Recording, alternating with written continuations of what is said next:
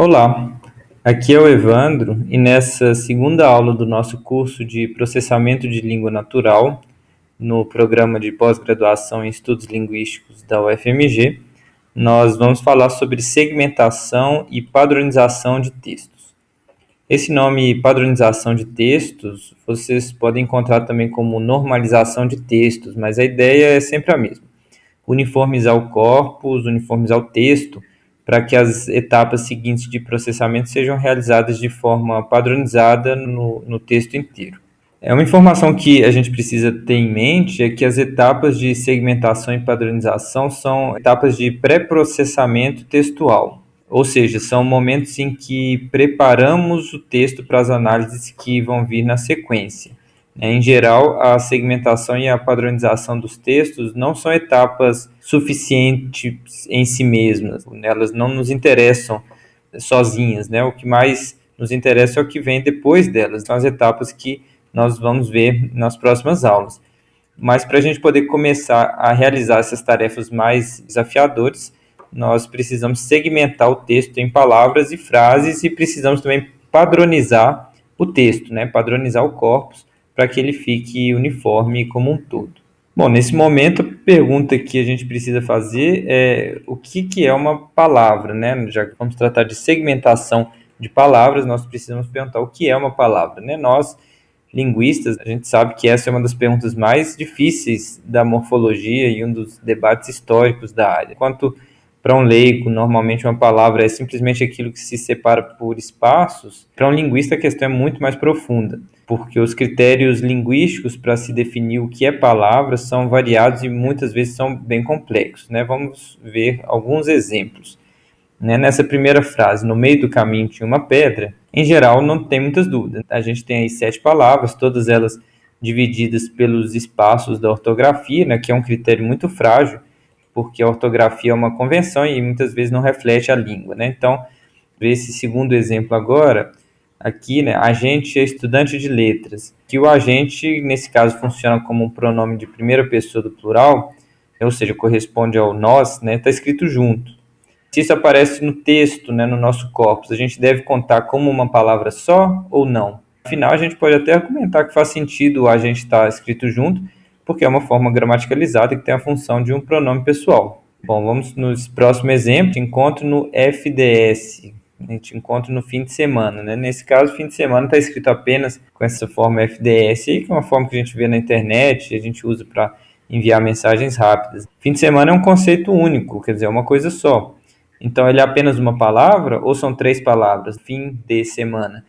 E se a gente escrever fim de semana como FDS, né, ele se torna uma palavra, e se a gente escreve fim de semana como fim de semana, por extenso, são 3 palavras? E por quê? Né? Por que isso? E se a gente tem um caso como eu moro em Belo Horizonte? Belo Horizonte são 2 palavras ou é uma só, porque é um conceito só? Mas e se eu escrevo BH em vez de Belo Horizonte? Isso se torna uma palavra só? Enfim, todas essas questões são alvo de debate. Não estou dizendo qual que é o certo e qual que é o errado, mas tudo isso a gente pode questionar. Principalmente porque, como eu já disse, o critério ortográfico é muito frágil, né? Nem todas as línguas são escritas separando o que nós podemos chamar de palavra. Inclusive o caso de línguas clássicas, até mesmo clássicas, línguas europeias. A forma de escrita contínua, que é essa que eu coloquei agora na imagem, né? Essa forma de escrita sem espaços, é chamada de scriptio continua, né? Então aqui estão uma inscrição grega, texto em grego, que, né, não está dividido em espaços, né? Então essa divisão em espaços é até recente, do ponto de vista da história da escrita. Tem outras questões, né? Tem ainda a questão das línguas aglutinantes, né, que possuem um sistema morfológico bem diferente daquele do português. Nessas línguas, os morfemas eles vão se aglutinando, eles vão se colando, de forma que as palavras elas podem ser imensas. É o caso dessa palavra em finlandês, que é uma língua aglutinante, né? Eu não vou me atrever a ler essa palavra, né? Mas ela significa o oficial de engenharia especialista em contra-artilharia visando sistemas de radar. Tá? É de fato uma palavra da língua, é usada no contexto militar em finlandês, e é uma palavra de uma língua aglutinante. Então, os morfemas eles vão se juntando, vão se aglutinando, se colando. E, bom, ainda tem a questão das línguas que usam sistemas de escrita não alfabéticos, né, como o mandarim, que está aí, né? Essa palavra é sorriso em mandarim, e tantas outras também, outras línguas, né? Então, para essas línguas, o critério do espaço na ortografia, para se definir o que é palavra, não faz sentido nenhum. Bom, mas esse não é um curso de morfologia, então nós não vamos aprofundar nesse tema, né? O que eu quis ilustrar aqui é que a definição de palavras é muito mais complexa do que geralmente, né, as pessoas consideram, mas que no contexto do processamento de língua natural nós temos que fazer nossas escolhas que muitas vezes vão ser simplistas, tá? E esse é um desses casos. Então nós vamos, em princípio, ignorar várias dessas questões que eu coloquei e vamos definir como palavra simplesmente aquilo que aparece separado entre espaços no nosso texto, né? Principalmente se nós formos trabalhar com línguas, por exemplo, com o português, né, ou com o inglês, por exemplo, ou com outras línguas românicas. Bom, um conceito extremamente importante é o conceito de types e tokens, né, ou em português, tipos e espécimes, né, embora mesmo em português a tendência seja usar os nomes em inglês, types e tokens. Podemos pensar assim, ó, um type é uma forma específica. Por outro lado, token é cada ocorrência dessa forma. Vamos ver esse exemplo para ilustrar. Se eu digo eu sou eu tenho dois types, porque eu tenho as palavras eu e sou. Mas eu tenho três tokens, que são eu, sou e eu de novo. Tá? Basicamente, o type é a forma em si. E o token, por outro lado, é cada ocorrência daquela forma. Então, se a forma se repete, ela não conta na lista de types. Porém, se a forma se repete, ela sempre vai contando na lista de tokens. Vamos ver agora esses versos do nosso poeta mineiro, Carlos Drummond de Andrade, né? No meio do caminho tinha uma pedra no meio do caminho. Dê uma pausa no vídeo e conte quantos types e quantos tokens tem aí.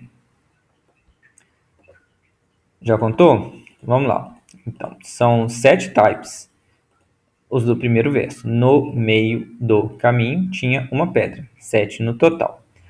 Porém, são 14 tokens, né? Porque o segundo verso ele repete os mesmos tokens do primeiro verso, embora em uma ordem diferente. Então, tinha aparece no primeiro também, uma também, pedra também, no também, meio também, do também e caminho também. Né? Então, ele só troca a ordem dos constituintes, né, da frase. Então, tinha uma pedra, vai para o início. Tá? Então, eu pergunto para você, né, de maneira geral, o número de types que está nesse caso, né, é 7, e o número de tokens 14. Né? O número de types, em geral, vai ser maior ou menor do que o número de tokens nesse mesmo texto, nesse mesmo corpus? Falando de forma geral. Pensa um pouquinho. Já pensou? Bom, a resposta é que em um dado texto ou em um dado corpus, o número de types nunca pode ser maior, nunca vai ser maior do que o número de tokens. Né? No máximo pode ser igual, né? Mas mesmo assim é um caso raríssimo de termos um texto em que nenhuma palavra se repete, né? Nem um artigo, nem um verbo ser, nada se repete. Então, de maneira geral, o número de tokens é sempre maior e quanto maior é o texto ou o corpus, maior é a diferença entre esses valores de tokens e types. Esse fenômeno se chama lei de Hipps, ou também a lei de Hermann, que são a mesma coisa, e dizem o seguinte: quanto maior o número de palavras em um texto, menor é a probabilidade que apareça uma palavra que não apareceu antes. Por isso que a tendência é que corpora grandes tenham um número extremamente maior de tokens do que de types. Né? A gente vê aqui nessa tabelinha, nesse quadro. Então, nós temos 5 corpora do inglês, tá? Então, esse primeiro corpus, o Shakespeare, é o corpus contendo todas as obras de Shakespeare, que tem 31 mil types, ou seja, 31 mil palavras diferentes, mas tem 884 mil, quase 1 milhão de palavras no total, ou seja, de ocorrências das palavras, contando repetições.